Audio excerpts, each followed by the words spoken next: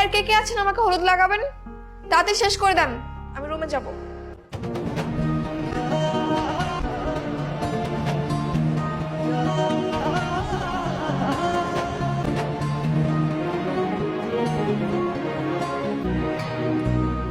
Hello, কিরে বন্ধু, কই তুই?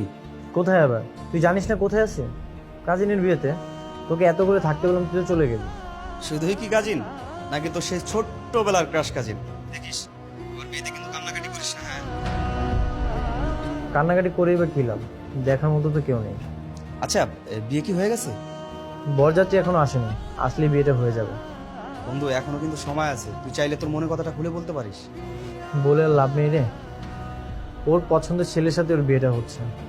আমার প্রতি ওর কোনো ইন্টারেস্টই নেই। তাইলে আর কি করা, বাপ্পারাজের মতো দাওয়াত খা। ঠিক আছে, রাখি।